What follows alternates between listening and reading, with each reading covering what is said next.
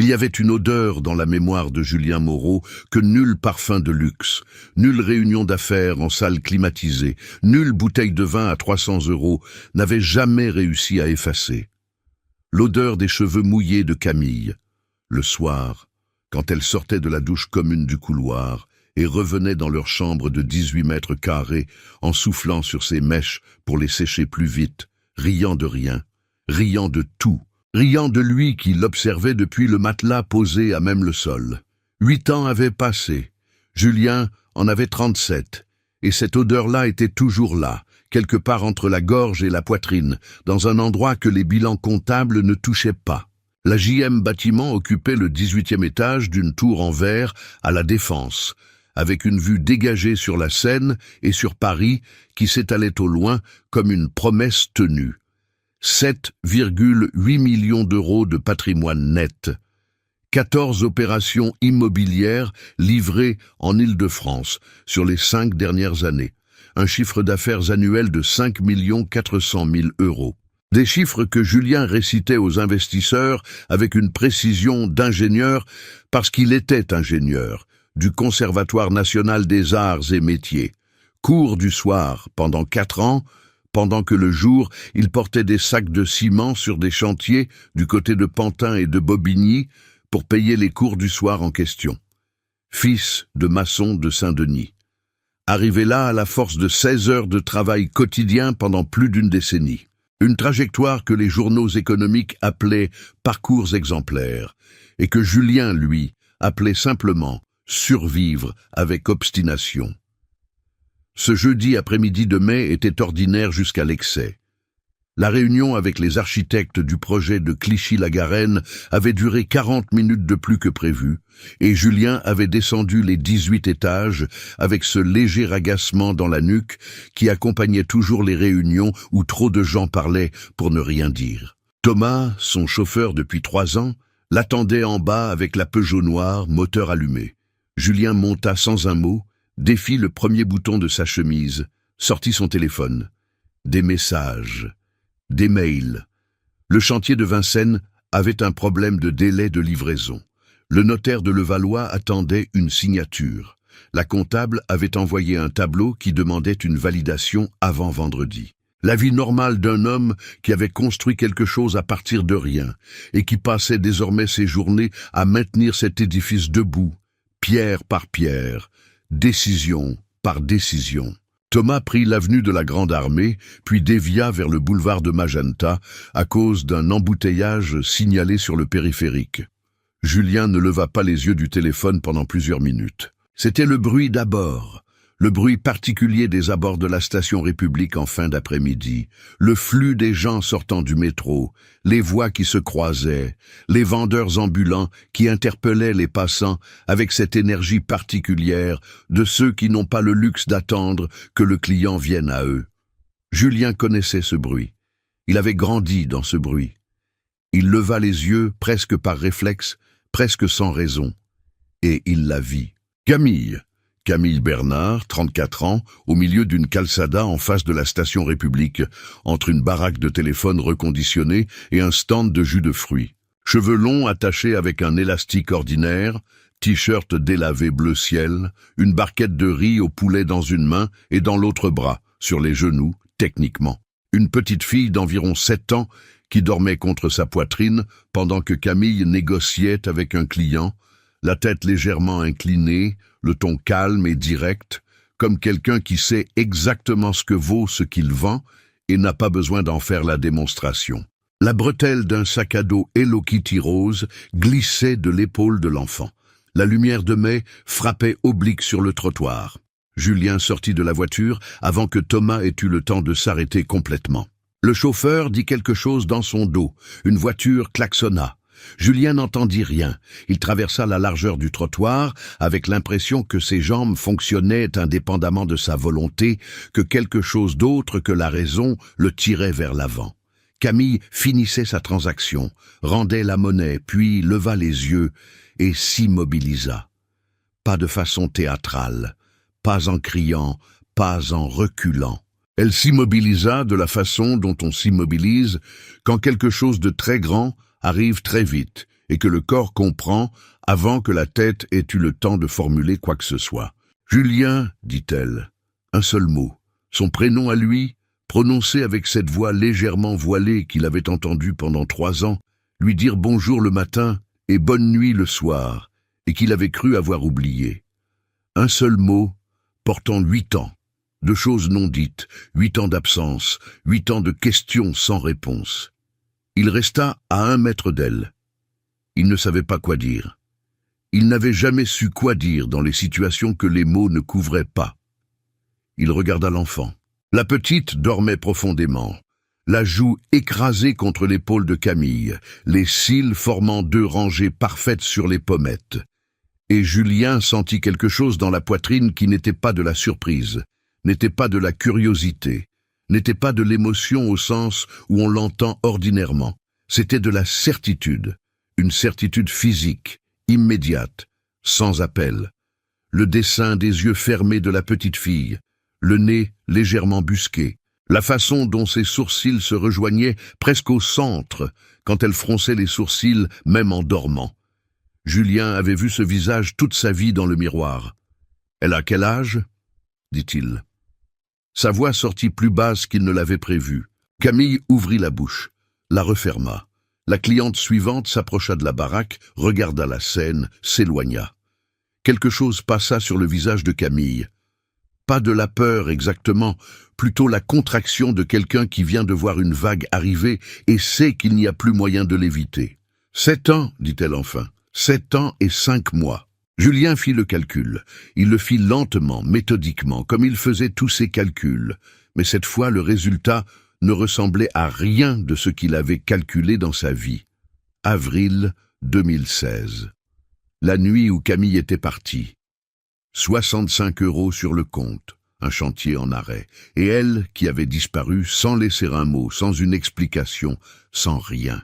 Il avait cru pendant des années qu'elle était partie parce qu'elle ne voulait plus de lui, parce qu'elle avait vu quelqu'un sans avenir et avait eu l'intelligence de partir à temps. Il avait construit sur cette certitude-là. Il avait travaillé 18 heures par jour, en partie pour lui prouver qu'elle avait eu tort. À elle, à cette version d'elle qu'il portait quelque part sans jamais l'admettre. Le compte fermait parfaitement. La petite fille bougea contre l'épaule de Camille, ouvrit les yeux lentement, et ils étaient exactement les siens. La même couleur noisette sombre, le même regard direct et légèrement surpris que Julien reconnaissait dans chaque photo de lui enfant, que sa mère gardait dans une boîte à chaussures à Saint-Denis. L'enfant regarda le trottoir, regarda sa mère, puis regarda cet homme debout devant elle avec ce regard particulier des enfants qui n'ont pas encore appris à prétendre ne pas voir ce qu'ils voient. « Maman !» dit la petite fille, la voix encore empâtée de sommeil. « C'est qui, lui ?» Camille prit une inspiration. Elle ne répondit pas tout de suite. Elle regardait Julien avec quelque chose qui n'était pas de la colère, n'était pas de la honte, était quelque chose de plus complexe et de plus douloureux que les deux. Quelque chose qui ressemblait à une femme qui avait porté un poids seule pendant très longtemps et qui sentait ce poids changer de forme sans savoir encore si c'était un soulagement ou une nouvelle catastrophe. « Léa », dit-elle enfin, doucement.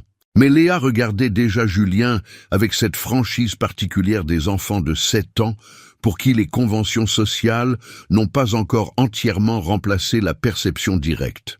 Elle le regardait avec ce regard qui évaluait, qui comparait, qui cherchait quelque chose. « T'es mon père ?» dit-elle. Il n'y avait aucune accusation dans la question, aucune tension. Aucune amertume, seulement 7 années de curiosité d'enfant, formulée avec la simplicité directe de quelqu'un qui pose une question parce qu'il veut simplement savoir la réponse. Julien s'accroupit. Il descendit jusqu'à être à la hauteur de ses yeux à elle, là sur ce trottoir du boulevard de Magenta, avec les passants qui contournaient cette scène sans comprendre ce qui se jouait, avec Thomas qui attendait toujours derrière dans la voiture, avec le bruit de Paris qui continuait autour d'eux comme si rien d'extraordinaire n'était en train de se produire. « Oui, dit-il, oui, je suis ton père. » Et il pleura. Là, sur le trottoir, accroupi devant une petite fille de 7 ans qui le regardait avec ses propres yeux, Julien Moreau pleura pour la première fois depuis l'enterrement de son père, il y avait 12 ans, dans le froid du cimetière de Saint-Denis, quand il avait 18 € en poche et aucune idée de comment continuer. Il pleura sans se couvrir le visage, sans s'excuser, sans prétendre que c'était autre chose. Et Léa, après un moment de réflexion sérieuse qui dura peut-être 5 secondes, posa sa petite main sur son épaule, avec le geste instinctif et précis des enfants qui savent reconnaître quelqu'un qui a besoin qu'on le touche. Camille détourna les yeux. Elle regardait la scène, les toits, n'importe quoi d'autre. Ses mâchoires étaient serrées. Ses mains, posées sur le bord de sa baraque en bois, ne tremblaient pas, mais ses phalanges étaient blanches. Ce soir-là, debout dans son appartement de Neuilly, avec la ville illuminée derrière les baies vitrées, Julien resta longtemps immobile devant son reflet dans la vitre noire. Il avait 45 minutes de conversation dans la tête, 45 minutes passées debout sur ce trottoir, après que les pleurs s'étaient taris, à écouter Camille lui expliquer, par fragments, par mots choisis, avec la précision de quelqu'un qui a répété mentalement cette conversation pendant 8 ans, sans jamais imaginer qu'elle aurait vraiment lieu. Elle était partie gravida. Elle ne le savait pas encore tout à fait, juste quelques jours, juste ce léger doute qui n'était pas encore une certitude. Elle était partie parce qu'il y avait 65 € sur le compte et un chantier bloqué, et qu'elle avait calculé qu'elle était en train de devenir un poids supplémentaire sur des épaules qui pliaient déjà. Elle était partie en pensant lui rendre service. Elle était partie en pensant qu'elle lui donnait une chance de respirer. Pas une seule seconde, elle n'avait pensé qu'il allait construire quelque chose. « Ça m'apprendra à ne pas croire en toi », avait-elle dit sur le trottoir, avec un sourire triste et droit qui avait traversé Julien comme une lame froide. Il n'avait rien répondu à ça. Il n'y avait rien à répondre. Il avait regardé Léa qui s'était rendormie contre sa mère, la bretelle Hello Kitty retombée, et il avait pensé à 7 ans. 7 ans de matin sans lui. 7 ans d'anniversaire. 7 ans de première fois qu'il n'avait pas vu. Et il avait compris que la colère qu'il avait attendu de ressentir, la colère logique, la colère légitime de l'homme qu'on avait privé de sa fille, cette colère-là ne venait pas. Ce qui venait à la place était plus difficile à porter, la compréhension. Une compréhension froide, lucide, absolument douloureuse de pourquoi Camille avait fait ce qu'elle avait fait. Ce n'était pas de la trahison, c'était de la peur. La même peur qui lui avait fait à lui travailler 16 heures par jour pendant des années pour ne jamais avoir à sentir qu'il n'était pas assez. Il resta debout devant la vitre encore longtemps, après que Paris s'éteignit. Les 3 semaines qui suivirent furent les plus étranges de la vie de Julien Moreau, et il avait vécu des semaines suffisamment difficiles pour avoir un point de comparaison fiable. Il avait eu des semaines où les chantiers s'arrêtaient, des semaines où les banques refusaient, des semaines où l'addition de tous les obstacles semblait conçue exprès pour le faire renoncer. Mais ces semaines-là avaient une logique, une mécanique qu'il connaissait et contre laquelle il savait se battre. Ce qui se passait maintenant n'avait pas de mécanique connue. Il avait une fille de 7 ans qui dessinait des chevaux sur tous les papiers disponibles et qui avait posé sa main sur son épaule comme si c'était la chose la plus naturelle du monde, et il ne savait absolument pas quoi faire de ça. Le lendemain du trottoir, il avait demandé à son assistante d'annuler 2 réunions de l'après-midi et s'était assis à son bureau du 18e étage avec une feuille blanche devant lui. Lui, qui rédigeait des contrats de plusieurs millions d'euros sans sourciller, lui qui avait négocié des permis de construire dans des mairies récalcitrantes avec la patience d'un diplomate, ne trouvait pas les mots pour écrire un message simple à la mère de sa fille. Il avait commencé 4 fois. Il avait effacé 4 fois. Finalement, il avait envoyé « Je voudrais qu'on se reparle, à toi de choisir l'endroit et le moment ». Et il avait attendu. Camille avait répondu 6 heures plus tard. Un banc. Le square de la place de la République, côté Est, à 17h30 un mercredi, après que Léa soit à l'école et avant qu'elle aille la chercher. 30 minutes, pas plus. Il arriva avec 10 minutes d'avance et resta debout à regarder les pigeons jusqu'à ce qu'elle apparaisse au bout de l'allée. Elle portait une veste en jean par-dessus un pull bordeaux, les cheveux lâchés pour une fois, un sac en tissu sur l'épaule qui débordait de petits contenants alimentaires vides qu'elle devait rapporter chez elle. Elle s'assit sur le banc avec la posture de quelqu'un qui avait l'habitude d'être fatigué et qui avait cessé de le cacher. Julien s'assit à côté d'elle. Il laissa passer un moment. Le bruit de la place, les enfants sur les vélos, une conversation en arabe entre deux hommes plus loin sur l'allée. « Je veux subvenir aux besoins de Léa », dit-il directement, parce que c'était ainsi qu'il fonctionnait. Aller au centre des choses sans détour. Camille ne tourna pas la tête vers lui. Elle regardait les pigeons. « Elle n'a manqué de rien, dit-elle. Je sais. » Il fit une pause. Ce n'est pas une accusation. Un silence. Une femme passa en poussant un landau. Un enfant cria quelque chose de joyeux au loin. « Je veux virer 10 000 € sur ton compte ce soir, » dit Julien. « Pour commencer. Pour les années passées. » Camille se tourna vers lui pour la première fois depuis qu'elle s'était assise, et son regard n'était pas de la colère. C'était quelque chose de plus calme et de plus résolu que la colère, quelque chose qui avait été décidé longtemps avant cette conversation. « Non, » dit-elle. « Camille ?»« Non. » Elle n'éleva pas la voix. « J'ai élevé Léa seule pendant 7 ans, pas parce que j'y étais forcé par la misère, parce que j'ai choisi comment le faire. Je n'ai pas demandé d'aide. Je n'en veux pas maintenant, sous forme de virement pour solde de tout compte. » Julien sentit quelque chose se coincer dans la gorge. Il reconnaissait cela. Cette dignité-là n'était pas nouvelle. Elle avait toujours été là, à Belleville, dans leur chambre de 18 mètres carrés, quand Camille refusait qu'il paye sa part du loyer les mois où elle avait un peu plus que lui, quand elle rendait la monnaie exacte pour des courses qu'elle avait faites seule parce qu'elle ne voulait pas que les comptes entre eux soient flous. C'était l'une des choses qu'il avait aimées en elle. C'était aussi la chose qui allait compliquer tout ce qui venait. Il revint le mercredi suivant, et le suivant. Ils parlèrent, d'abord de Léa, seulement de Léa.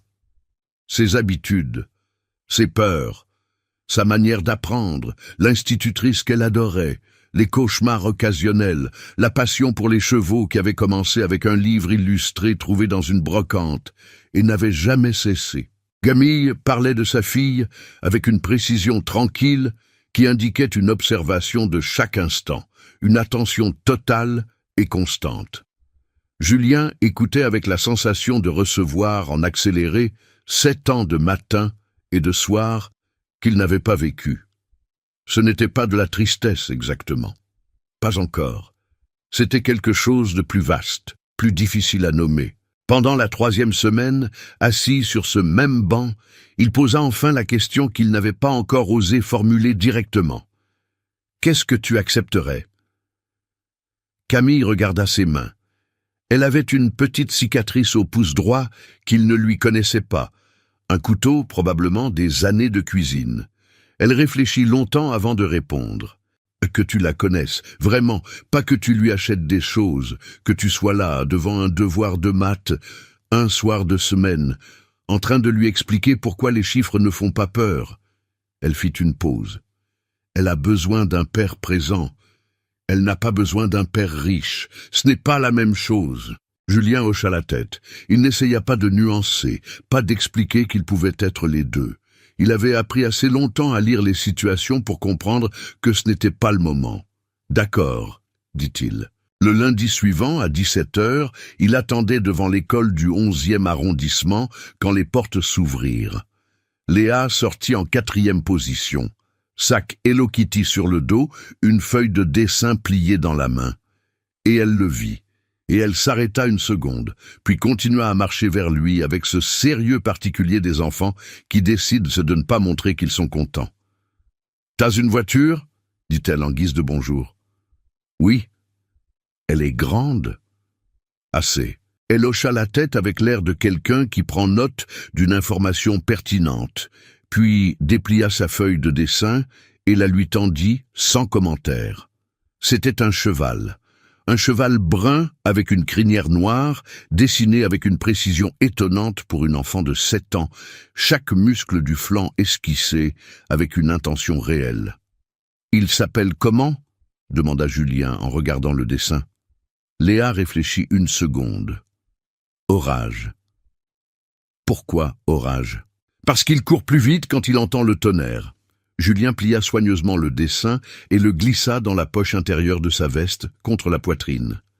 Léa observa le geste avec attention, puis hocha de nouveau la tête. Une validation silencieuse, qu'il ne comprit pas tout à fait, mais qui lui sembla importante. Ils marchèrent jusqu'à la station de métro en parlant de chevaux. Léa savait tout des chevaux, les races, les allures, les soins, la différence entre un cheval de dressage et un cheval de saut d'obstacle, les noms des champions de concours hippiques, des noms que Julien ne connaissait pas et qu'il répétait pour les mémoriser. Elle le corrigea 2 fois sur des prononcés et le fit sans condescendance, avec simplement la satisfaction de quelqu'un qui transmet quelque chose d'important. Ils prirent la ligne 5 jusqu'à Aubervilliers. Le quai sentait le métal chaud et la foule de fin de journée. Léa tint la barre avec les 2 mains et regarda défiler le tunnel dans le noir. Julien se retrouva à l'observer, la façon dont elle se tenait, droite, les pieds légèrement écartés pour l'équilibre, sans s'appuyer sur lui, sans demander de l'aide, avec cette indépendance miniature qui était si clairement la copie conforme de sa mère, que ça lui fit un effet physique dans la poitrine, quelque chose qui serrait et réchauffait en même temps. « Pas encore de la tendresse », se dit-il. Trop tôt pour appeler ça de la tendresse, mais peut-être le début de quelque chose qui allait dans cette direction. Le quart dans Aubervilliers était modeste. 3e étage, sans ascenseur, les murs de la cage d'escalier marqués de griffures d'années, une ampoule qui clignotait au 2e. La chambre que partageaient Camille et Léa, parce que c'était une chambre, pas un appartement, 70 cm² supplémentaires gagnés avec une cloison ajoutée par le propriétaire pour justifier un loyer de 760 €, avait une fenêtre qui donnait sur une cour étroite, une petite table avec 2 chaises, un lit superposé dont le niveau inférieur était celui de Léa et le supérieur servait de rangement. Sur la table, un pot de crayon, une règle, plusieurs feuilles de dessin de chevaux scotchées au mur avec du ruban adhésif transparent, une plante succulente sur le rebord de fenêtre. Tout était impeccable. Julien s'assit sur l'une des chaises et Léa sortit son cahier de maths. « Les multiplications à virgule », dit-elle en le posant devant lui avec le ton d'un général qui passe ses troupes en revue. « Je comprends pas quand les virgules bougent. Pas encore de la tendresse, mais quelque chose. » Pendant 1 heure, ils travaillèrent. Julien expliqua les décimales avec des exemples concrets, le prix des tomates au marché, la longueur d'un chantier divisé en portions, les mesures d'un box de cheval. Léa fronçait les sourcils, posait des questions précises, recommençait les exercices jusqu'à ce que ça soit juste, pas jusqu'à ce que ce soit acceptable, juste. Cette obstination-là, Julien la reconnut avec une certitude muette. C'était la sienne. Elle l'avait prise quelque part dans les gènes, sans l'avoir jamais vue travailler, sans avoir eu le modèle devant elle. Et pourtant, elle était là, dans la façon dont elle tenait son crayon et refusait de passer à l'exercice suivant avant d'avoir compris l'exercice précédent. Camille rentra à 19h30. Elle posa ses contenants alimentaires, retira ses chaussures et s'arrêta 1 seconde dans l'embrasure de la pièce pour regarder la scène. Julien penché sur le cahier. Léa qui lui expliquait pour la 2e fois pourquoi elle n'était pas d'accord avec sa correction. Il y avait quelque chose sur le visage de Camille à ce moment-là que Julien ne vit pas parce qu'il ne regardait pas dans sa direction. Quelque chose entre la douleur et le soulagement. Quelque chose de très vieux et de très fatigué qui lâchait un tout petit peu. « T'as mangé ?» dit-elle à Léa. « Non, on finissait les maths. » Camille alla dans l'espace cuisine, un coin avec un réchaud à 2 feux, un petit réfrigérateur, 2 placards, et commença à préparer quelque chose. Julien rassembla ses affaires pour partir. Léa le regarda se lever. « Tu reviens ?» dit-elle. Pas comme une demande, comme une vérification d'information. « Jeudi » dit-il. Elle hocha la tête et retourna à son cahier pour vérifier une dernière fois ses réponses. Julien dit au revoir à Camille depuis le couloir. Elle répondit sans se retourner, une cuillère à la main, un simple « bonsoir » qui n'était ni froid ni chaleureux, mais qui contenait quelque chose de prudent, quelque chose de quelqu'un qui ne veut pas encore savoir ce qu'il ressent. Il descendit les 3 étages et sortit dans la rue d'Aubervilliers. La nuit commençait. Des groupes d'hommes devant une épicerie ouverte tard, une famille qui rentrait avec des sacs de courses, un enfant qui jouait au ballon sous un lampadaire. Julien resta 1 minute sur le trottoir, les mains dans les poches, à regarder cette rue ordinaire avec la sensation bizarre et puissante d'avoir passé 2 heures dans l'endroit le plus réel où il ait mis les pieds depuis longtemps. Pas de vue sur la Seine, pas de lumière de la Défense, pas de vin à 300 €, une table avec 2 chaises, un cahier de maths, un pot de crayon et un dessin de cheval épinglé au mur, et une petite fille qui avait hérité de son obstination sans jamais l'avoir vue faire autre chose que pleurer sur un trottoir. Pas encore de la tendresse, mais quelque chose qui y ressemblait assez pour faire mal. Le mois qui suivit s'installa dans une routine que Julien n'avait pas vue venir, et qui s'imposa avec la solidité tranquille des choses qui ont leur propre logique. Lundi, mercredi, jeudi, il était devant l'école du 11e à 17 heures. Léa sortait, le voyait, ne montrait pas qu'elle était contente, et lui tendait invariablement soit un dessin, soit une question préparée à l'avance, soit les deux. La semaine où elle avait dessiné un cheval avec 6 pattes, parce que comme ça il court plus vite, il avait gardé le dessin avec le même soin que le premier. Il avait maintenant une petite pile dans le tiroir de son bureau à la Défense, entre les dossiers de permis de construire et les rapports de chantier. Le mardi soir, incapable de dormir, Julien avait commencé à lire sur le développement des enfants de 7 ans. Il lisait avec la même méthode qu'il avait appliquée à l'ingénierie civile et à la gestion d'entreprise, systématiquement, en prenant des notes, en cherchant à comprendre les structures sous-jacentes. Il apprit que les enfants de cet âge construisent leur sens de la compétence à travers les petites réussites accumulées, que les figures parentales absentes laissent des empreintes spécifiques, que la stabilité des routines valait plus que l'intensité des moments exceptionnels. Il referma le livre à 2 heures du matin avec la conviction nette qu'il avait beaucoup de temps à rattraper et qu'il n'y avait aucun raccourci qui vaille. Camille, pendant ces semaines, était là quand il arrivait pour déposer Léa après la balade de retour et là quand il partait. Elle servait du thé parfois, pas toujours, pas avec ostentation, juste un verre posé sur la table sans question. Et ils échangeaient quelques mots sur Léa, sur l'école, sur un exercice raté ou un progrès notable. Des conversations fonctionnelles, utiles, qui ne débordaient pas encore sur le reste. Julien respectait cela.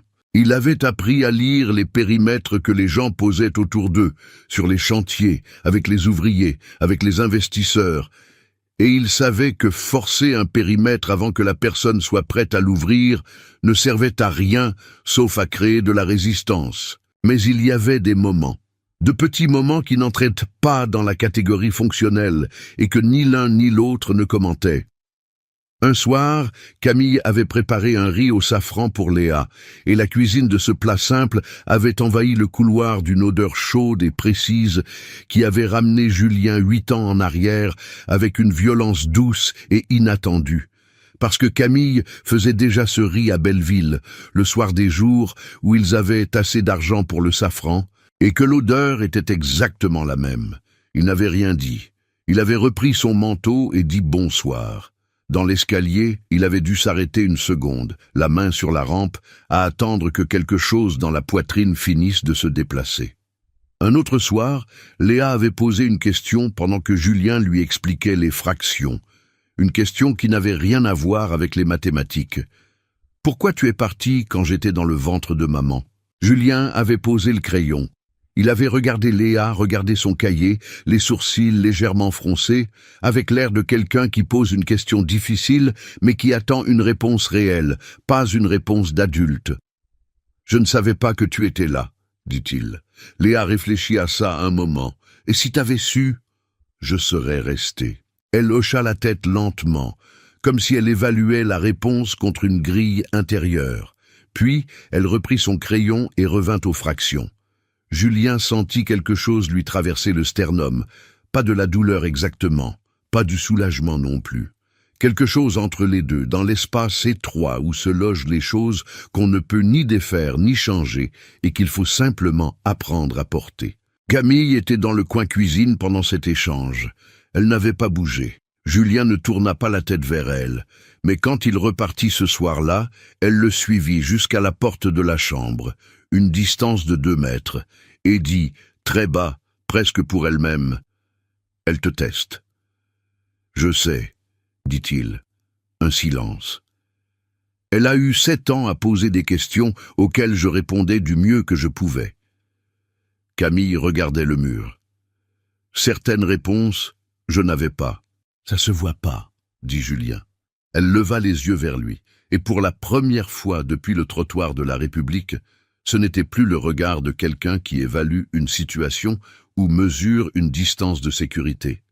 C'était quelque chose de plus nu, plus immédiat, quelque chose que les deux reconnurent en même temps et que les deux laissèrent passer sans le nommer, parce que ce n'était pas encore le moment et que tous les deux le savaient. « Bonsoir, Julien, » dit-elle. « Bonsoir. » Il descendit les escaliers. Dans la rue, la nuit d'Aubervilliers sentait l'asphalte mouillé et les frites de l'épicerie du coin. Julien marcha jusqu'à la grande avenue avant d'appeler Thomas. Il marchait lentement, pour une fois, sans regarder son téléphone. Ce fut la 4e semaine qui amena le premier vrai tournant. Julien avait passé 2 jours à regarder les chiffres de la baraque de Camille. Pas parce qu'elle lui avait demandé quoi que ce soit, mais parce que c'était comme ça que son cerveau fonctionnait quand il y avait un problème à résoudre. Il regardait les structures, cherchait les inefficacités, calculait les marges. Il avait demandé à une connaissance dans la restauration de gros le nom des fournisseurs qui travaillaient avec les petits vendeurs ambulants. Il avait comparé les prix. Il avait vu immédiatement que Camille payait ses matières premières 30% plus cher que nécessaire à cause d'un intermédiaire inutile. Il lui en parla, le mercredi suivant, sur le banc de la place de la République, directement, avec les chiffres. Camille l'écouta sans l'interrompre. Elle regardait ses mains sur ses genoux. « C'est pas de l'argent que tu me donnes, » dit-il. « C'est de l'information. Tu décides quoi en faire. » Elle resta silencieuse un moment. Le bruit de la place. Un enfant qui riait fort quelque part derrière eux. « Tu peux m'envoyer le contact du fournisseur ?» dit-elle enfin. « Ce soir. » Elle hocha la tête. Puis, après un instant, « T'aurais fait quoi si j'avais refusé ?»« Rien. » Elle le regarda. « T'aurais vraiment rien fait. J'aurais attendu que tu demandes toi-même. » Quelque chose passa sur son visage, une nuance courte, presque imperceptible, mais Julien était assis à 30 centimètres d'elle et il la vit. Pas de la gratitude, quelque chose de plus complexe. La reconnaissance, peut-être, que quelqu'un comprenait comment elle fonctionnait sans essayer de la forcer à fonctionner autrement.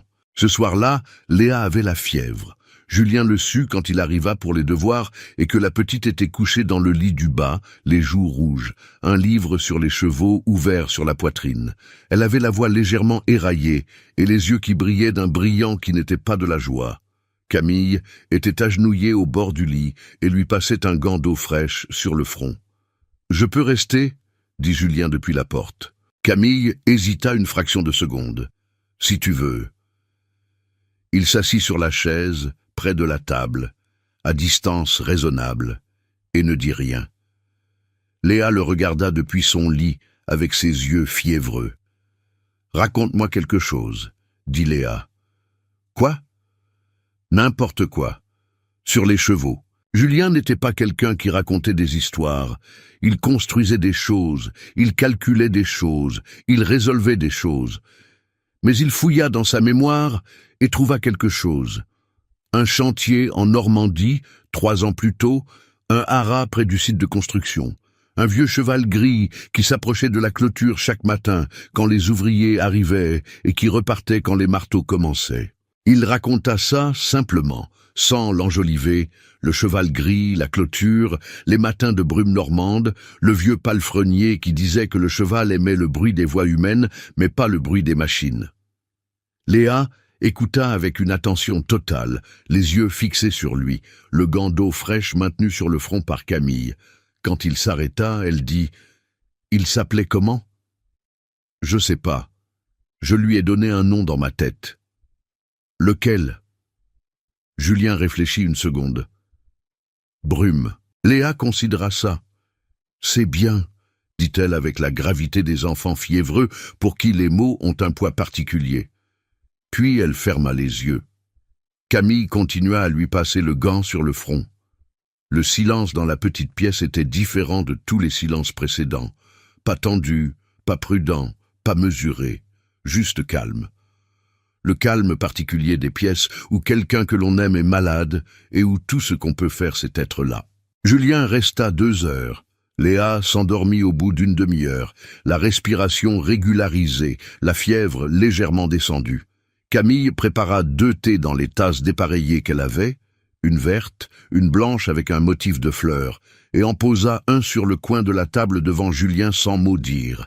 Ils restèrent assis, chacun d'un côté de la table, pendant que la nuit avançait dehors, et que Léa dormait dans le lit du bas, avec son livre sur les chevaux, glissé sous l'oreiller.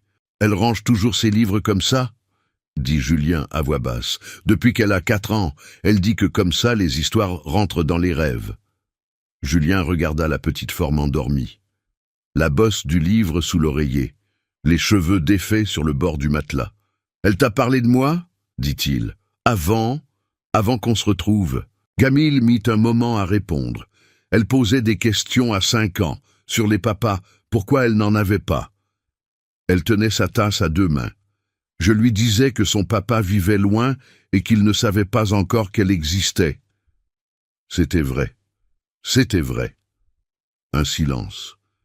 La chaudière de l'immeuble faisait un bruit sourd et régulier dans les murs. « À 6 ans, elle a arrêté de demander, » dit Camille. « J'ai pas su si c'était parce qu'elle avait accepté ou parce qu'elle avait appris que certaines questions faisaient mal à poser. » Julien ne répondit pas tout de suite. Il regarda la table, le bois rayé de la table, une tache d'encre violette laissée par un stylo de Léa. Il pensa à une petite fille de 6 ans qui avait décidé toute seule, quelque part dans cette tête pleine de chevaux et de questions précises, de ne plus demander. Ce n'était pas de la tristesse qu'il ressentit à ce moment-là, pas seulement. C'était quelque chose qui ressemblait à une responsabilité massive et silencieuse qui venait de se poser sur lui, sans bruit, comme de la neige. « Je serai là », dit-il. Pas comme une promesse à Camille, plutôt comme une chose qu'il disait à voix haute pour qu'elle devienne réelle. Camille leva les yeux vers lui par-dessus sa tasse. Il y avait quelque chose dans ce regard qui l'étudiait avec une précision qu'il connaissait bien. La précision de quelqu'un qui a été déçu et qui évalue la solidité de ce qui se présente avant d'accepter d'y croire. Il soutint le regard. Il ne dit rien de plus. Il n'avait pas besoin d'en dire plus. Et ils le savaient tous les deux. Quand il partit ce soir-là, il était 22h30. Dans l'escalier, il croisa la voisine du 2e, une femme d'une 50aine d'années en robe de chambre qui portait un sac poubelle. Elle le regarda avec la curiosité directe des gens qui connaissent leurs voisins et reconnaissent les visages nouveaux. « Vous êtes de la famille ?» dit-elle. Julien s'arrêta une seconde. « Oui », dit-il. La femme hocha la tête d'un air satisfait, comme si une chose qui n'était pas encore tout à fait vraie venait d'être officiellement enregistrée. Elle continua vers la sortie. Julien descendit le dernier étage et poussa la porte sur la rue d'Aubervilliers. Dehors, l'air sentait la nuit de banlieue, légèrement humide, légèrement électrique. Une famille rentrait avec des enfants endormis, portés dans les bras. Julien s'arrêta sur le trottoir et mit les mains dans les poches. Il trouva, dans la poche gauche, un stylo de Léa. Elle l'avait posé là en cherchant quelque chose dans sa veste pendant les devoirs la semaine précédente, et il ne l'avait pas remarqué. Un stylo violet avec un capuchon transparent. Le même violet que la tache sur la table. Il le garda. La nuit où tout bascula entre Camille et Julien n'avait rien d'extraordinaire dans sa forme. C'était un vendredi, fin juin, la chaleur de Paris en début d'été collant au mur et au trottoir, bien après que le soleil fût tombé. Léa dormait depuis 21 heures. épuisé par une journée scolaire chargée et une heure supplémentaire passée à dessiner 3 nouveaux chevaux, dont un qu'elle avait solennellement offert à Julien en précisant que celui-là s'appelait Moreau, comme toi, avec le même sérieux qu'elle mettait à toutes ses décisions importantes. Julien avait plié le dessin et l'avait mis dans la poche intérieure, à côté des autres, et Léa avait regardé le geste avec cette approbation silencieuse qui était devenue leur langage à eux. Camille avait ouvert la petite fenêtre sur la cour pour faire circuler l'air. Elle avait préparé 2 verres d'eau fraîche, avec quelques feuilles de menthe, qu'elle gardait dans un pot sur le rebord, une habitude de Belleville, se souvint Julien. Elle avait toujours eu cette plante de menthe sur le rebord de fenêtre, même quand il n'avait presque rien d'autre. Il s'assit sur l'une des chaises. Elle s'assit sur l'autre. La lumière de la pièce était basse, une seule lampe allumée dans le coin, et dehors, la cour était sombre et tranquille, avec juste le bruit lointain d'une télévision quelque part dans l'immeuble. Ils parlèrent d'abord de choses pratiques. Le fournisseur qui lui avait indiqué, elle avait appelé, négocié elle-même les termes, obtenu un prix encore meilleur que celui qu'il lui avait annoncé. Elle le dit sans fausse modestie, avec la simplicité de quelqu'un qui rapporte un fait. Julien sourit. Évidemment. Les recettes marchent mieux aussi, dit-elle. Avec de meilleures matières premières, c'est mécanique. La qualité se vend elle-même. Ça m'a pris du temps à comprendre ça. Elle fit tourner son verre entre ses paumes. Au début, je pensais que si je baissais les prix, je vendrais plus. Je vendais plus, mais je gagnais pareil. L'erreur classique. Je l'ai faite 2 ans. Il y avait quelque chose de différent dans la façon dont il parlait ce soir. Plus détendu, moins mesuré, comme si la surveillance mutuelle qu'ils avaient maintenue pendant ces semaines s'était légèrement relâchée dans la chaleur de juin et le calme de la pièce endormie. Julien le sentit et choisit de ne rien faire pour l'accélérer, juste laisser. « T'as mangé ?» dit Camille après un moment. « Dans la voiture. Un sandwich. » Elle secoua la tête avec une expression qui indiquait clairement ce qu'elle pensait des sandwichs dans les voitures. Elle se leva, alla au coin cuisine et commença à préparer quelque chose avec les gestes de quelqu'un qui cuisine depuis l'enfance. Économique, précis, sans hésitation. Julien la regarda depuis la table. Elle avait les cheveux relevés à cause de la chaleur, quelques mèches qui s'échappaient dans la nuque, les épaules légèrement voûtées de la fatigue de fin de semaine, mais les mains qui se mouvaient avec cette assurance tranquille qu'il avait regardée pendant 3 ans dans cette autre cuisine de leur autre vie. Elle posa devant lui, 15 minutes plus tard, une assiette d'œufs brouillés aux herbes avec des tomates revenues dans l'huile d'olive et 2 tranches de pain de campagne grillées. Rien de sophistiqué, rien qui cherche à impressionner. Juste de la nourriture préparée avec attention par quelqu'un qui sait ce qu'il fait et qui a décidé, sans le formuler, que l'autre méritait d'être nourri correctement. Julien regarda l'assiette. Il sentit l'odeur du thym et de la tomate chaude. Il pensa à tous les dîners dans les restaurants du 8e arrondissement où les plats arrivaient sur des ardoises avec des descriptions de 6 lignes et où il mangeait en regardant son téléphone entre 2 bouchées. « Merci », dit-il. Camille s'assit en face de lui avec son propre verre d'eau.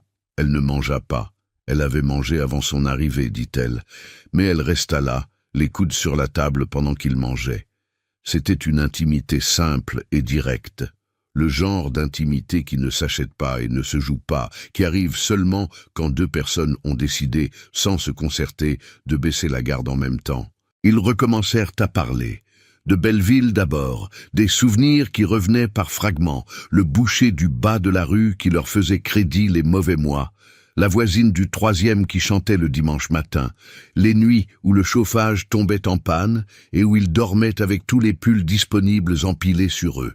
Ils parlaient de ces choses avec ce mélange particulier de nostalgie et d'ironie, des gens qui ont été pauvres ensemble et qui ne regrettent pas la pauvreté, mais regrette certaines choses qui se cachaient dedans, la proximité, la simplicité forcée, la façon dont le peu qu'on avait prenait une valeur que le beaucoup dilue. « T'étais heureux à Belleville ?» dit Camille à un moment. Elle le demandait vraiment, sans stratégie, avec la curiosité directe de quelqu'un qui a besoin de savoir comment l'autre a vécu quelque chose qu'ils ont vécu ensemble. Julien réfléchit honnêtement. Les soirs où t'étais là, oui. Les matins où il n'y avait rien dans le frigo et que je devais décider entre rembourser le boucher ou acheter les cours du soir, non. T'as jamais dit que t'avais peur. T'aurais fait quoi si je l'avais dit? Elle hésita. Je serais resté peut-être. Le mot peut-être flotta entre eux. Peut-être. Ce petit mot qui contenait tout ce que 8 ans de séparation auraient pu ne pas être. Toute la vie parallèle qui n'avait pas eu lieu. Léa avec un père depuis le début. Camille, 107 ans de solitude, portée droite et silencieuse. Pas une accusation dans ce peut-être. Juste le poids tranquille des chemins non pris. Et j'ai pas su demander de l'aide, dit Julien. À personne. C'était pas toi spécifiquement. Je sais. Elle regardait la table. Moi non plus, d'ailleurs. Pas encore de la tendresse, mais quelque chose de beaucoup plus proche que tout ce qui était venu avant. Il était minuit passé quand Julien réalisa l'heure. Il ne s'en était pas aperçu. C'était la première fois depuis qu'il avait 11 ans et se relevait la nuit pour finir les devoirs qu'il perdait la notion du temps sans s'en rendre compte. Il regarda sa montre et dit qu'il devait partir. Camille hocha la tête. Elle se leva pour ramasser les verres. Julien prit son veston sur le dossier de la chaise. Ses doigts trouvèrent le stylo violet dans la poche gauche. Il était là depuis 3 semaines. Il l'avait mis là chaque matin en s'habillant sans décider pourquoi. Il le sortit et le posa sur la table. « Le stylo de Léa, dit-il. J'allais oublier de le rendre. » Camille le regarda, puis regarda Julien. Et quelque chose dans son expression changea, quelque chose de très fin, très rapide, mais qu'il vit parce qu'il était là, à 30 centimètres d'elle, dans la lumière basse de cette petite pièce. Elle avait vu le geste. Elle avait compris, sans qu'il dise rien, qu'il l'avait gardé, qu'il avait porté ce petit stylo violet de Léa dans sa poche chaque matin pendant 3 semaines, comme quelqu'un qui porte quelque chose de précieux sans avoir le droit de le dire. Elle ne dit rien. Il ne dit rien. « Bonne nuit, Camille. » Bonne nuit. Il sortit. Dans l'escalier, il s'arrêta au premier palier et s'appuya une seconde contre le mur. Pas de la tristesse, pas de la joie. Quelque chose entre les deux qui n'avait pas encore de nom mais qui prenait de la place, de plus en plus de place, dans un endroit de sa poitrine qu'il avait maintenu fermé depuis si longtemps qu'il avait presque oublié que l'endroit existait. Ce fut 3 jours plus tard que la crise arriva, non pas entre eux, mais du dehors, de la façon brutale et irresponsible dont les crises arrivent toujours quand quelque chose de fragile est en train de se construire. Julien était en réunion quand son téléphone vibra 3 fois de suite. Il l'ignora, il vibra encore 2 fois, il excusa auprès des architectes et sortit dans le couloir. C'était un numéro inconnu. Il rappela. C'était la voisine du deuxième, celle en robe de chambre avec le sac poubelle, celle qui lui avait demandé s'il était de la famille et avait enregistré sa réponse avec satisfaction. Elle avait le numéro de Julien parce que Camille le lui avait laissé pour les urgences concernant Léa, une décision pratique prise sans commentaire 2 semaines plus tôt. Monsieur Moreau, la petite a eu un malaise à l'école. Ils ont appelé sa mère, mais la mère est coincée. Le métro est arrêté entre Stalingrad et Jaurès. Panne sur la ligne 7. J'arrive pas à joindre personne d'autre. Julien était déjà dans l'ascenseur. Il arriva à l'école 22 minutes plus tard. Léa était assise dans le bureau de l'infirmière scolaire, une compresse sur le front, la main de l'infirmière sur son épaule. Elle était pâle, mais consciente, les yeux ouverts, le regard un peu flottant de quelqu'un qui sort d'un moment difficile. Elle avait eu un malaise vagal, la chaleur, le manque de sommeil, une journée trop chargée. Rien de grave médicalement, mais elle avait eu peur. Ça se voyait dans la façon dont elle tenait ses propres mains serrées sur les genoux. Julien entra. Léa leva les yeux. Et pour la première fois depuis qu'il la connaissait, depuis ce premier lundi devant l'école, depuis les devoirs de maths, depuis les dessins de chevaux, depuis la nuit de fièvre. Il vit sur son visage quelque chose qui n'était pas de l'évaluation, ni de l'observation, ni de la curiosité sérieuse. C'était du soulagement pur. Le soulagement simple et immédiat d'un enfant qui voit arriver quelqu'un en qui il a décidé d'avoir confiance. Il s'accroupit à sa hauteur. Il lui prit les mains. Elles étaient froides, malgré la chaleur. « Ça va ?» dit-il. Pas une question. « Ça va ?» dit-elle. Ils restèrent comme ça une seconde. Puis Léa dit, très bas, avec la voix légèrement éraillée des gens qui ont eu peur et qui ne veulent pas le montrer, « J'ai cru que personne allait venir. » Julien sentit ces 7 mots lui traverser la poitrine de part en part. Il ne répondit pas tout de suite. Il serra un peu plus les mains de sa fille et dit lentement, avec la précision de quelqu'un qui comprend le poids de ce qu'il dit. « Je suis là, je viens toujours. » Léa hocha la tête. Elle laissa ses mains rester dans les siennes. Camille arriva 40 minutes plus tard, encore essoufflée de sa course depuis la station de remplacement où le métro avait fini par la déposer. Elle entra dans le bureau de l'infirmière et s'arrêta une seconde dans l'embrasure. Julien était assis sur une chaise à côté de Léa. Léa avait la tête posée sur son épaule et dormait. Sa main était toujours dans la sienne. Camille resta immobile dans l'embrasure pendant peut-être 5 secondes. Julien la regarda. Il n'essaya pas d'expliquer, pas de commenter la scène, pas de montrer qu'il avait bien fait. Elle voyait. Elle n'avait pas besoin de lui pour interpréter ce qu'elle voyait. Elle s'avança. Elle posa sa main sur le front de Léa. Le geste réflexe des mères, vérifier la température, vérifier que tout va bien. Puis elle s'assit sur l'autre chaise, de l'autre côté de la petite. Et les 3 restèrent là, dans ce bureau d'infirmière scolaire, avec ses affiches de santé au mur et son odeur d'éther et de papier, Léa, qui dormait entre eux deux, jusqu'à ce qu'elle se réveille et que l'infirmière les autorise à partir. Dans la rue, en sortant de l'école, la main de Léa dans la main de Camille et Léa qui avaient naturellement attrapé la main de Julien de l'autre côté, Camille dit très bas, sans regarder Julien, avec la voix de quelqu'un qui reconnaît quelque chose à contre-cœur, parce que l'honnêteté l'oblige. « Merci d'être venu. »« C'est moi qui te remercie, » dit Julien. Elle tourna la tête vers lui. « Pourquoi toi ?» Et parce qu'elle a dit « Je viens toujours », sans me demander si c'était vrai. Il fit une pause. « Faut être là pour que ce soit vrai. » Camille ne répondit rien, mais ses doigts, autour de la main de Léa, serrèrent un peu. Et Léa, entre eux deux sur le trottoir de la rue du Faubourg Saint-Antoine, leva les yeux vers le ciel avec cet air particulier des enfants qui ne comprennent pas tout ce que les adultes se disent, mais qui savent parfaitement ce que ça veut dire. Les semaines qui suivirent, le malaise de Léa apportèrent quelque chose de différent dans l'air entre Camille et Julien. Quelque chose qui ne ressemblait plus tout à fait à la prudence négociée des premiers temps, ni à la fonctionnalité utile des échanges sur les devoirs et les fournisseurs. C'était plus difficile à nommer que ça, une légèreté peut-être, ou plutôt l'absence progressive d'une lourdeur qui avait été là depuis le début et que ni l'un ni l'autre n'avait désigné à voix haute, comme on ne désigne pas à voix haute les choses qu'on porte depuis si longtemps qu'on a fini par les confondre avec sa propre silhouette. Léa, de son côté, avait décidé, avec l'autorité tranquille qu'elle mettait dans toutes ses décisions importantes, que Julien faisait partie du paysage. Pas de cérémonie autour de ça, pas d'annonce, pas de questions supplémentaires. Un matin, elle avait commencé à l'appeler papa dans les phrases pratiques. « Papa, tu sais où est mon crayon rouge ? Papa, t'as vu le livre sur les purs sangs que j'avais mis là ?»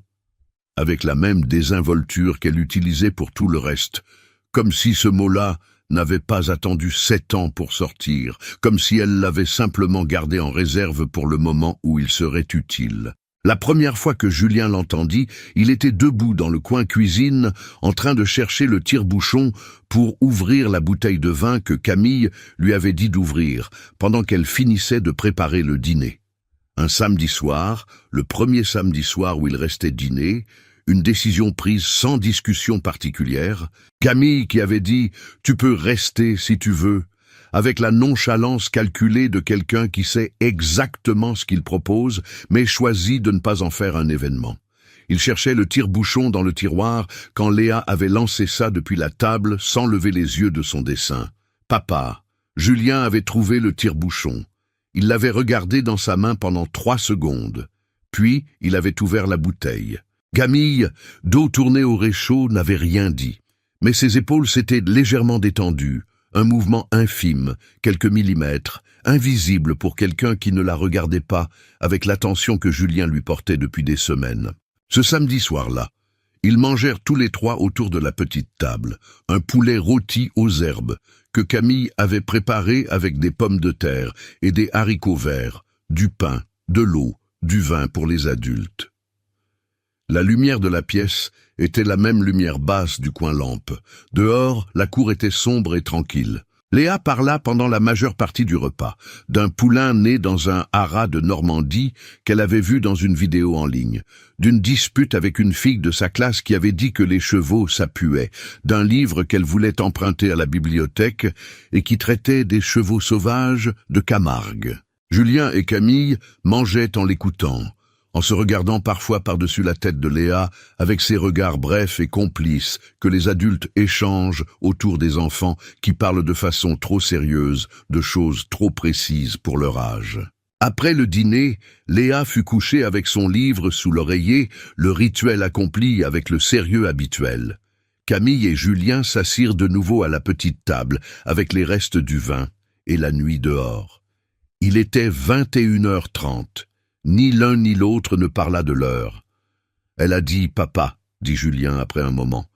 Pas comme une question, pas comme un commentaire ému, juste comme un fait qu'il nommait parce qu'il avait besoin de le nommer. « Oui. » Camille tenait son verre. « Ça t'a fait quoi ?» Il réfléchit honnêtement, comme il faisait toujours. « J'ai trouvé le tire-bouchon et je l'ai regardé pendant 3 secondes. » Camille sourit. C'était le sourire complet, pas le sourire prudent, ni le sourire triste, le sourire entier avec les yeux, avec quelque chose qui s'ouvrait dedans. Julien ne l'avait pas vu depuis Belleville, et il le reconnut immédiatement, avec une précision physique dans la poitrine qui n'avait rien d'ambigu. Ils parlèrent longtemps. Pas de Léa cette fois, pas de l'école, ni des fournisseurs, ni des décisions pratiques. De ce qu'ils avaient été, de ce qu'ils étaient devenus, des années entre les deux. Camille parla de la période juste après Belleville. Les premiers mois de grossesse, découverts seuls, dans une chambre d'hôtel social à Bobigny.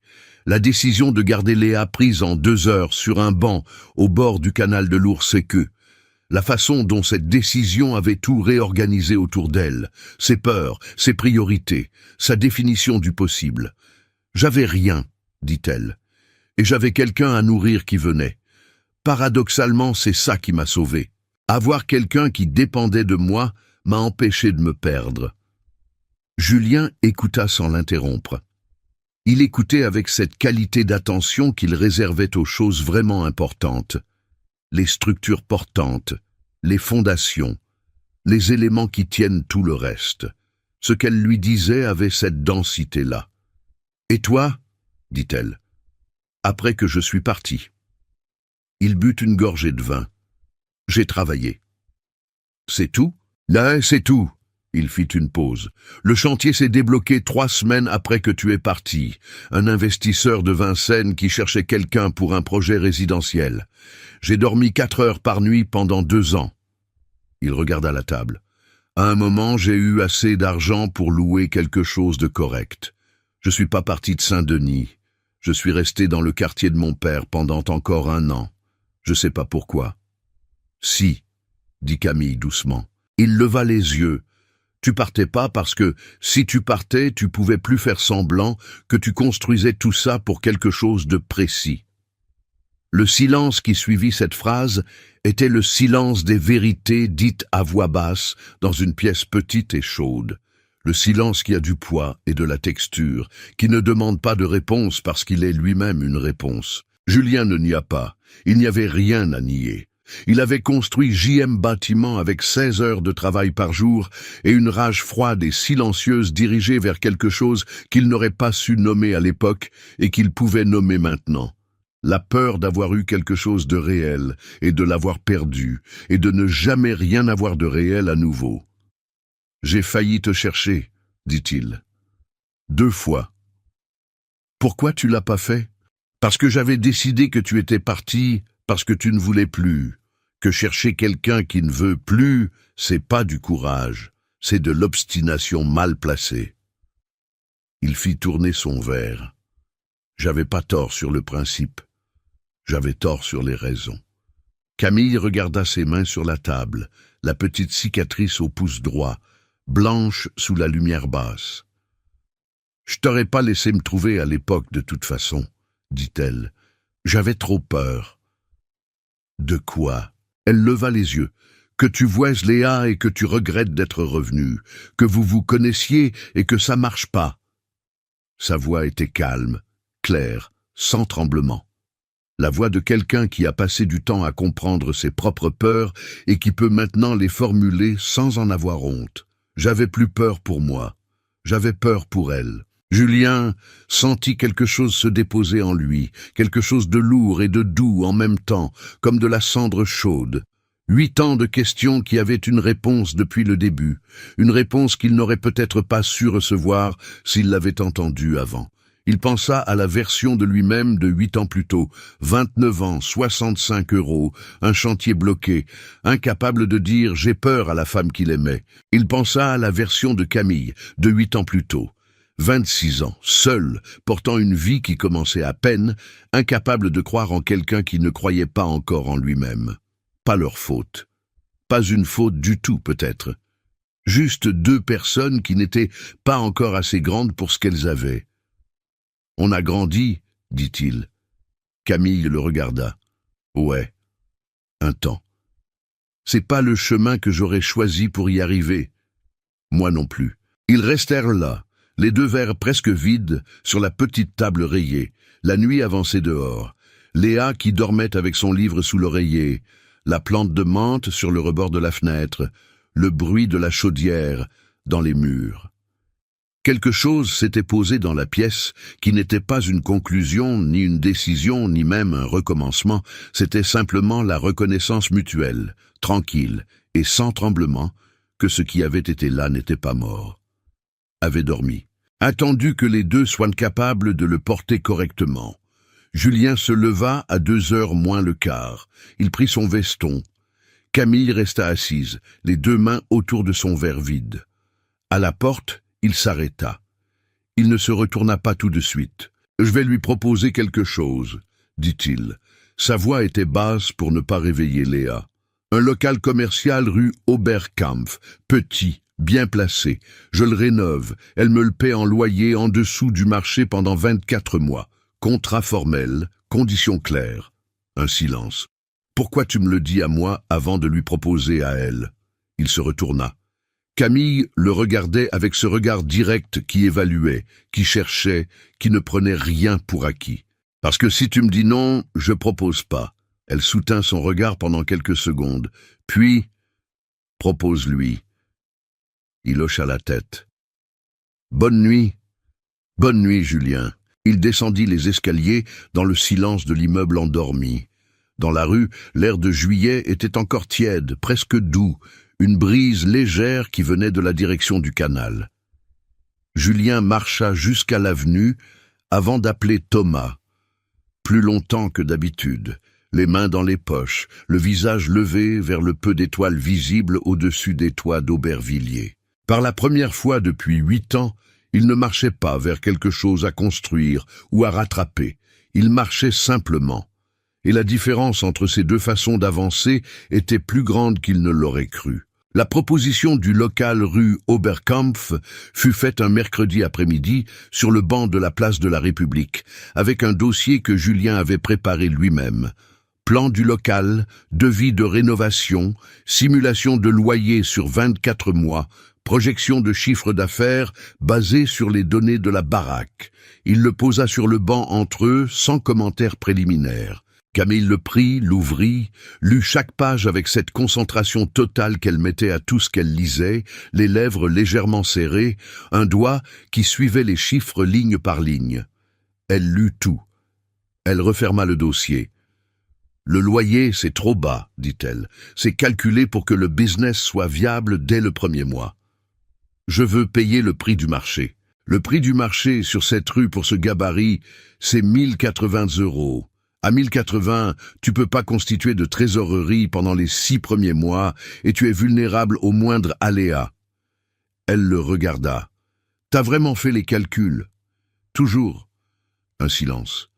Elle regarda le dossier fermé sur ses genoux. Si ça marche pas, le contrat prévoit une clause de sortie à 6 mois sans pénalité. Page 4, deuxième paragraphe. Elle rouvrit le dossier. Page 4. Elle lut le paragraphe 2 fois, le referma. « Pourquoi tu fais ça ?» dit-elle. Pas avec méfiance, avec la question directe de quelqu'un qui veut comprendre la structure réelle de ce qui lui est proposé avant de décider. Julien réfléchit un moment. Il aurait pu dire « parce que tu le mérites » ou « parce que j'ai 8 ans à rattraper » ou « parce que tu es la mère de ma fille ». Toutes ces réponses auraient été vraies. Aucune n'aurait été la réponse complète. « Parce que tu fais quelque chose de bien », dit-il enfin, « et que les gens qui font quelque chose de bien méritent une infrastructure correcte pour le faire. Ça n'a rien à voir avec nous. » Camille le regarda longtemps. Puis elle dit « Vous, les gens qui ont réussi, vous dites toujours ça. Ça n'a rien à voir avec les sentiments, c'est juste rationnel, c'est juste les chiffres. » C'est vrai que c'est les chiffres. C'est vrai que c'est aussi autre chose. Il ne n'y a pas. Elle non plus. « Je vais y réfléchir, » dit-elle. Il hocha la tête. Il sut à ce moment-là, à la façon dont elle avait dit ça, pas en repoussant, pas en fermant, mais en gardant la porte ouverte juste assez, qu'elle allait accepter. Pas ce jour-là, pas la semaine suivante peut-être, mais elle allait accepter parce qu'elle était quelqu'un qui savait distinguer une aide qui humilie d'une aide qui construit, et elle avait vu la différence dans le dossier préparé avec soin, dans la clause de sortie à 6 mois, dans la façon dont il lui avait demandé sa permission à elle, avant de lui présenter la chose à elle. Elle accepta 12 jours plus tard. Un message court, un soir. « D'accord pour Oberkampf, je veux relire le contrat avec toi avant de signer. Dis-moi quand. » Il répondit « Samedi matin. Je viens avec le contrat.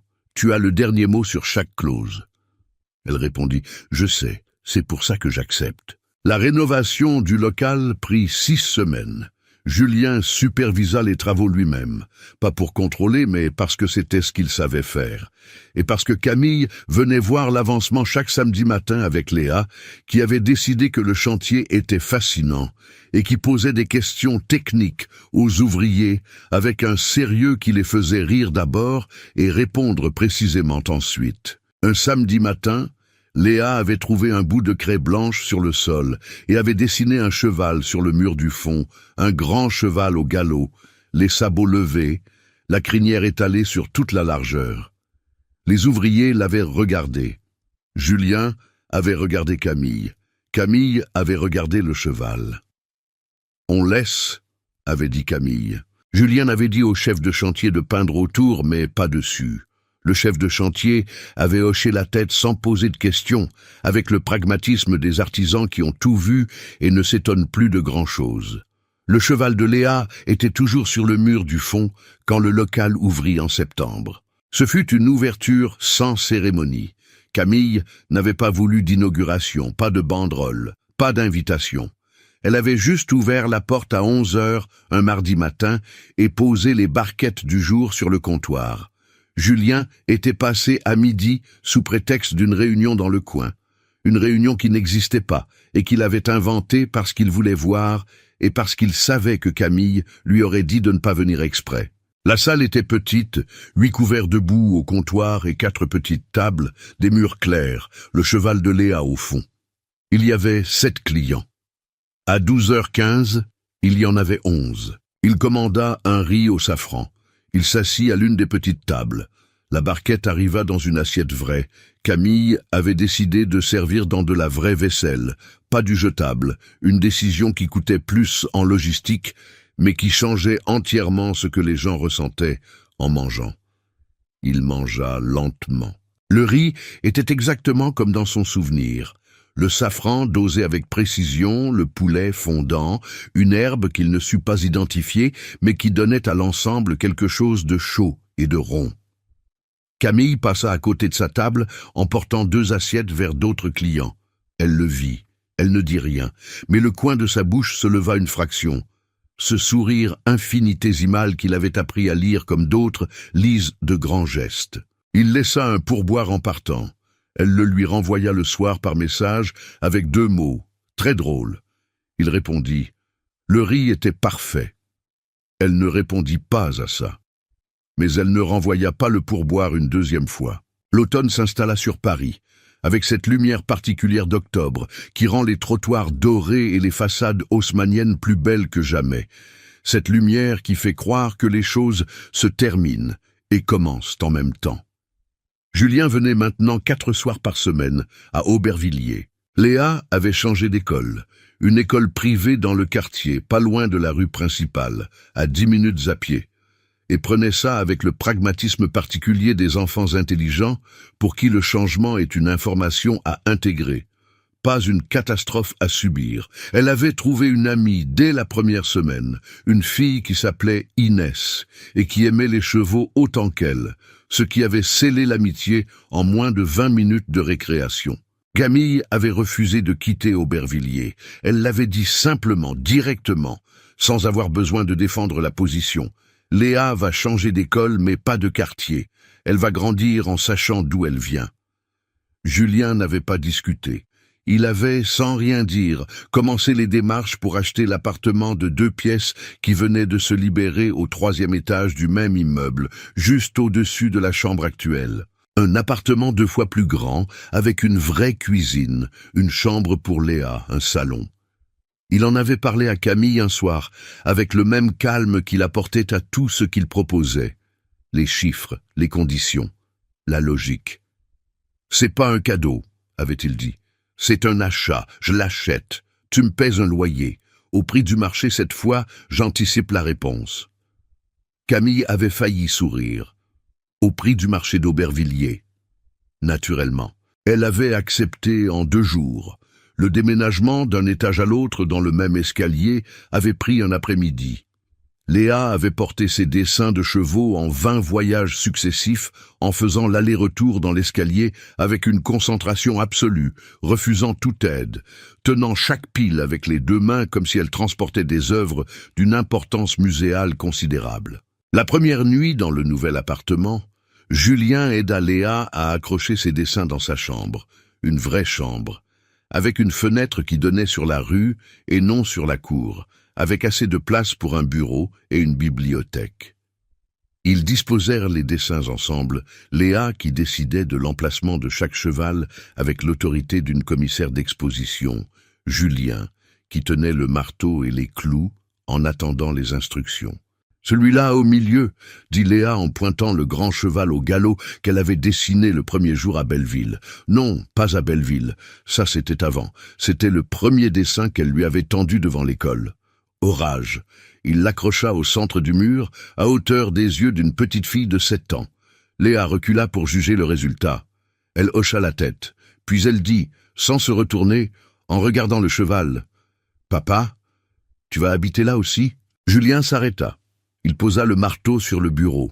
Il réfléchit à comment répondre à ça avec honnêteté, avec la même honnêteté qu'il avait essayé d'apporter à toutes les questions de Léa depuis le début, sans promettre ce qu'il ne contrôlait pas et sans esquiver ce qui était réel.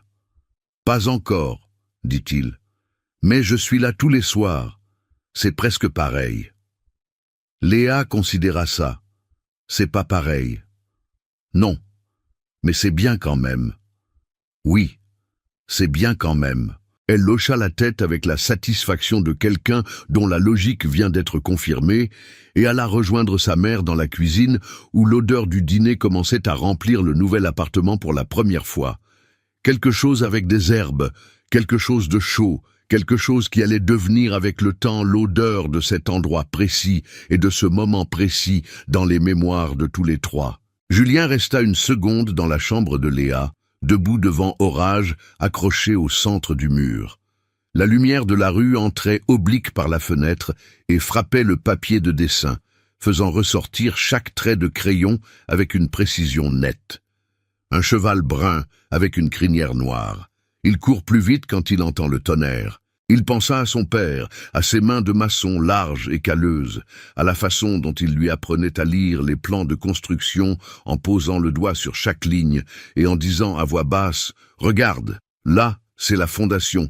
Si la fondation est solide, tout le reste tient. » Il pensa à Saint-Denis, au cimetière, aux 18 € dans sa poche ce jour-là. Il pensa à 65 € et un chantier bloqué, et une femme qui était partie parce qu'elle avait peur de le peser plus qu'il ne pouvait porter. Il pensa à 7 ans d'une petite fille qui avait appris à ranger ses livres sous l'oreiller pour faire rentrer les histoires dans les rêves. Pas encore de la tendresse, s'était-il dit les premières semaines.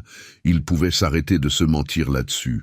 Novembre arriva sur Paris, avec ses matins gris et ses lumières allumées dès 16 heures, ses trottoirs humides qui reflétaient les enseignes des boulangeries et les phares des voitures, cette façon qu'a la ville en automne de se replier légèrement sur elle-même comme quelqu'un qui remonte son col. Julien avait pris l'habitude de venir à pied depuis la station Aubervilliers. Pablo Picasso, les jours de beau temps, la 7 directement quand il pleuvait. Et ce trajet de 12 minutes était devenu une frontière mentale entre les deux parties de sa journée. Le monde des réunions et des bilans et des chantiers d'un côté, et de l'autre côté la petite rue, l'escalier sans ascenseur, la porte du 3e, l'odeur de cuisine qui commençait à mi-palier. Le restaurant rue Oberkampf tournait bien, mieux que les projections. Camille avait le plein à midi du lundi au vendredi et avait dû refuser des demandes de réservation. Elle n'avait pas voulu agrandir immédiatement, préférant consolider ce qui marchait avant d'étendre. Julien avait dit « décision intelligente » et elle avait répondu « je sais » sans autre commentaire, avec la sobriété de quelqu'un qui n'a pas besoin de validation, mais qui enregistre quand même l'avis quand il vient de quelqu'un qui comprend les chiffres. Elle avait remboursé le 4e mois de loyer avec une semaine d'avance. Elle avait envoyé le virement avec un message qui disait simplement « mois 4, prochain dans 4 semaines ». Il avait répondu « reçu ». C'était leur façon à eux. Les comptes clairs, la dignité intacte des deux côtés, la preuve que quelque chose pouvait se construire entre eux sans que l'un dépende de l'autre et sans que l'indépendance soit une forteresse. Léa allait à l'équitation depuis octobre. Une école à Vincennes, le mercredi après-midi. Julien l'y emmenait, restait le long de la carrière pendant l'heure de cours, regardait sa fille apprendre à tenir en selle avec la même obstination concentrée qu'elle mettait dans les multiplications à virgule. Le moniteur avait dit après la 3e séance que Léa avait une aisance naturelle, quelque chose dans la façon dont elle sentait l'équilibre. Et Léa avait reçu ce compliment avec un hochement de tête grave qui indiquait qu'elle le savait déjà, mais qu'elle était contente que quelqu'un d'autre l'ait enfin remarqué. Sur le chemin du retour en voiture, Thomas conduisant, Léa à l'arrière avec ses bottes encore boueuses que Camille avait dit de ne surtout pas remettre dans le sac, elle parlait sans s'arrêter pendant les 40 minutes de trajet, analysant chaque moment du cours, ce qu'elle avait bien fait, ce qu'elle n'avait pas encore compris, ce qu'elle allait essayer la semaine prochaine.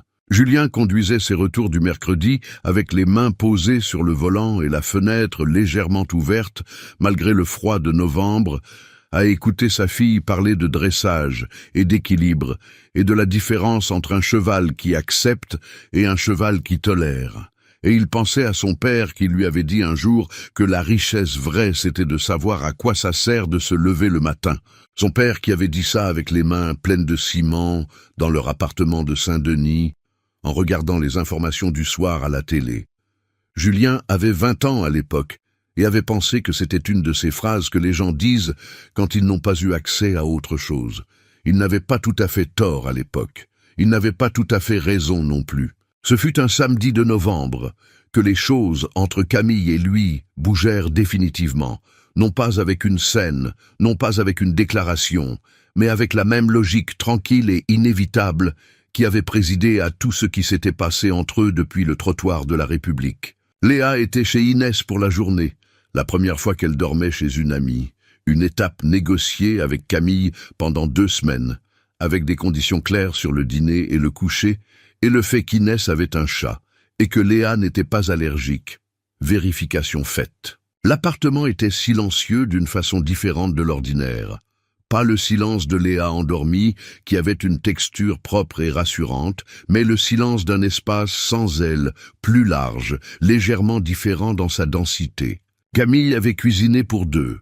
Un bœuf aux carottes qui avait mijoté depuis le matin, quelque chose de long et de patient qui parfumait tout l'appartement avec une chaleur profonde et ancienne. Julien était arrivé à 19 heures, avec une bouteille de Bourgogne qu'il avait choisie lui-même chez le caviste de la rue du Faubourg Saint-Antoine. Un caviste qui lui avait demandé l'occasion et à qui il avait dit simplement « un dîner important ». Et le caviste avait hoché la tête avec la compréhension professionnelle des gens dont le métier est de comprendre les dîners. Ils mangèrent lentement. Le bœuf était exactement comme il fallait. La viande qui se défaisait sous la fourchette, les carottes fondantes, une sauce qui avait réduit pendant des heures jusqu'à devenir quelque chose de riche et de précis. Le vin était ce qu'il devait être. La table était celle de tous les soirs. Le même bois rayé, la même lampe basse dans le coin, mais sans la chaise de Léa entre eux. Et cette absence créait une géographie nouvelle de la pièce, une proximité différente dans la façon dont la table les rapprochait l'un de l'autre. Ils parlèrent de tout et de rien pendant le repas. Du chantier de Clichy-la-Garenne qui avait pris du retard, d'une cliente régulière du restaurant qui avait demandé si Camille ferait des cours de cuisine, d'Inès et de sa mère qui avait invité Léa au haras de Chantilly pour les vacances de Noël. Après le dîner, Camille fit du café. Elle le servit dans les tasses dépareillées, la verte, la blanche, et s'assit en face de lui. La nuit dehors était claire et froide. On entendait de temps en temps une voiture passer dans la rue, un bruit de pas dans l'escalier, rien d'autre.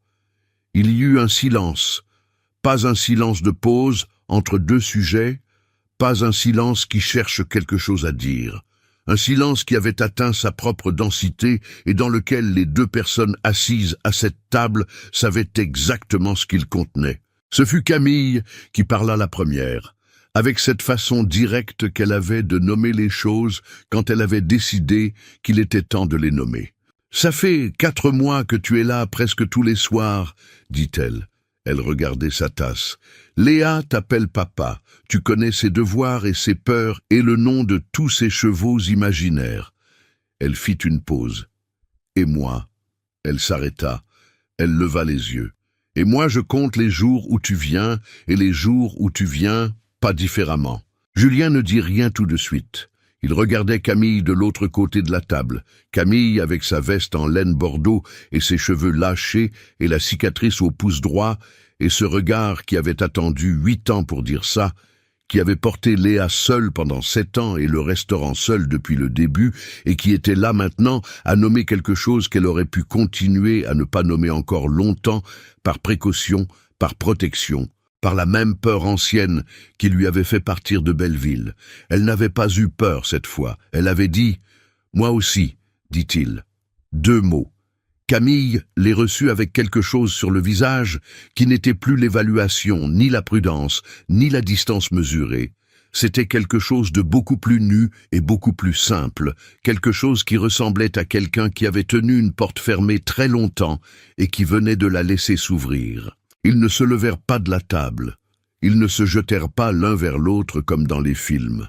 Ils restèrent assis, les tasses entre les mains, la table entre eux, et ils se regardèrent avec la conscience claire et un peu vertigineuse des gens qui viennent de dire quelque chose d'irréversible, et qui savent que la vie d'avant cette phrase est différente de la vie après. Julien tendit la main sur la table.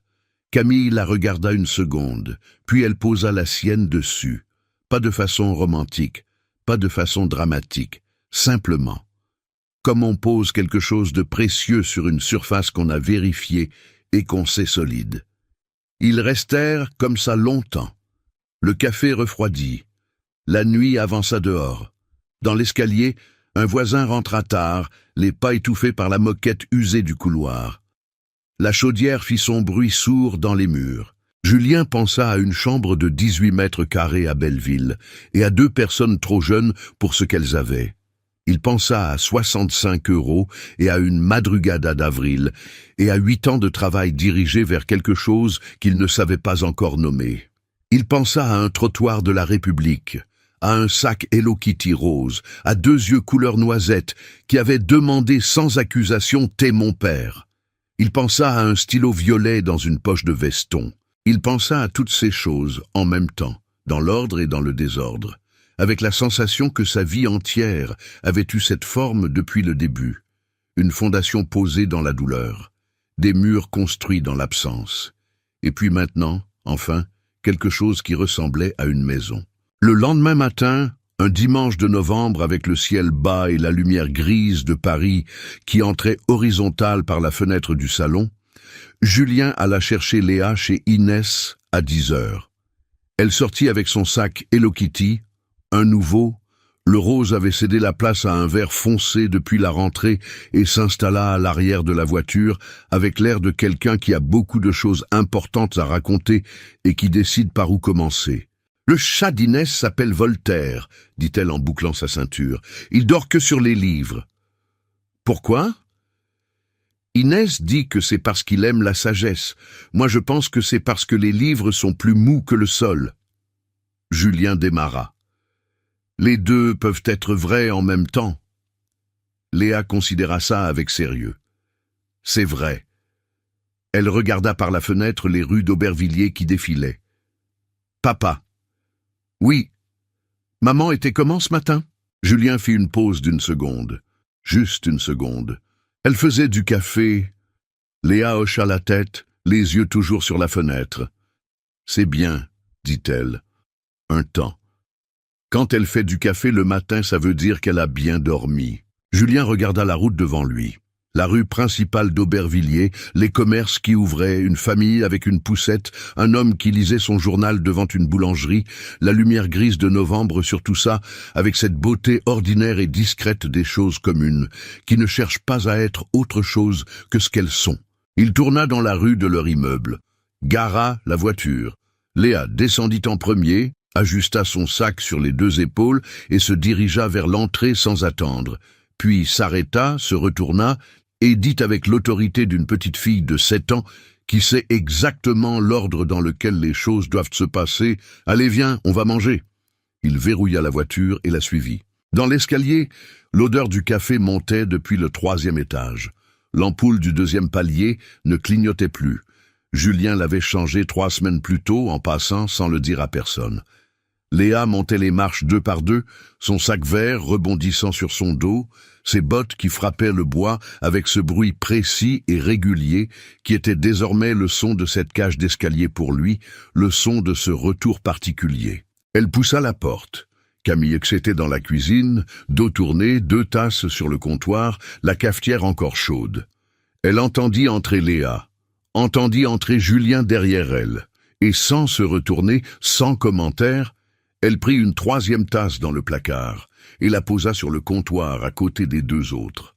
Ce geste simple, cette tasse posée sans cérémonie, sans déclaration, sans rien d'autre que l'évidence calme d'un dimanche matin, qui avait décidé lui-même de ce qu'il était. Et là, dans cette cuisine d'Aubervilliers, avec ses 2 feux et son petit réfrigérateur, et la lumière de novembre qui entrait grise et douce par la fenêtre sur la rue, avec Léa qui avait déjà jeté son sac sur sa chaise et réclamait des tartines, avec l'odeur du café et du pain grillé qui commençait à se mêler dans l'air de l'appartement, Julien comprit ce que son père avait voulu dire 30 ans plus tôt dans leur salon de Saint-Denis. Pas la richesse des bilans, ni celle des mètres carrés, ni celle des chiffres d'affaires. La richesse de savoir à quoi ça sert de se lever le matin. Ce n'était pas l'argent, ce n'était pas le succès, ce n'était pas les 14 chantiers livrés, ni les 7,8 millions, ni la vue sur la Seine depuis le 18e étage. C'était cette cuisine, c'était cette tasse posée sans un mot. C'était une petite fille qui réclamait des tartines, avec l'autorité de quelqu'un qui sait qu'elle est attendue. C'était une femme qui faisait du café le dimanche matin parce qu'elle avait bien dormi. C'était ça, la fondation. C'était ça qui tenait tout le reste. Et ça, aucun chantier ne pouvait le construire à la place de la vie. Ça se bâtissait seulement en restant, en revenant, en posant une troisième tasse sur un comptoir un dimanche de novembre, comme si ça avait toujours été ainsi.